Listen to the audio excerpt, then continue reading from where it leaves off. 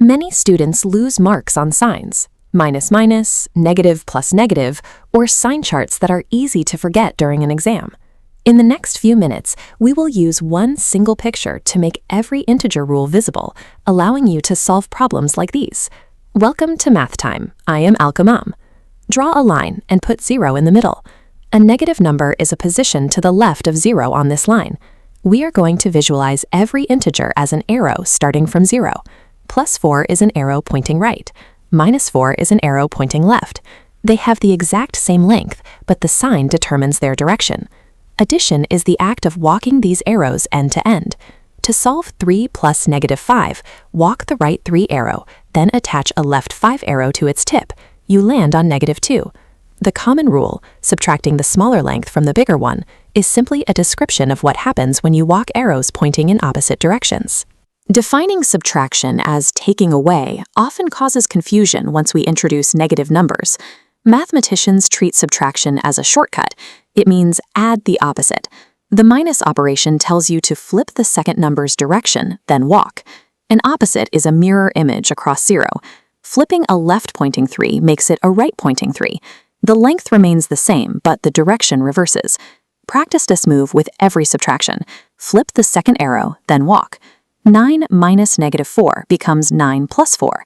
-6 minus -6 becomes -6 plus 6, which lands you at 0. Problems arise only when subtracting instead of flipping.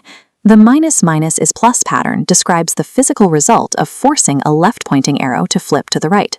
Long chains of numbers are easier to handle in 2 steps. Rewrite every subtraction as plus the opposite, so the entire problem becomes addition. Second, group the positive terms together and the negative terms together to simplify the calculation. This leaves you with 2 consolidated arrows. Walk right 17, then walk left 15, and you land at +2. Multiplication also relies on direction, specifically explaining why a negative times a negative results in a positive. In multiplication, a negative sign functions as a command to turn around. To solve -3 times -4, turn around once to face left for the first negative, then turn around again for the second negative. You are now facing forward in the positive direction. Division operates on the same logic of turns. Dividing -12 by -3 involves those same 2 flips, resulting in a positive quotient of 4. Let's look at a few specific Class 8 exam traps involving the use of brackets. -3 squared inside brackets is +9 because the square applies to the negative sign. Without brackets, the square only applies to the 3, leaving the negative sign outside to produce -9. Brackets determine the scope of the operation. When distributing a negative across a bracket, the sign must flip every term inside.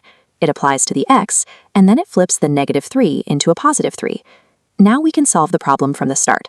4 negative signs in a row in front of a 5. We simply count the turns. 1, 2, 3, 4. Because you turned around an even number of times, you land right back where you started, at +5. This arrow model scales into algebra as well. In future lessons, the letter x will simply represent an arrow with a length we haven't discovered yet. Remember these 3 summaries. Integers are arrows, subtraction means adding the opposite, multiplication is a series of turns. Subscribe to Math Time for our next lesson, where we apply these visuals to fractions and decimals.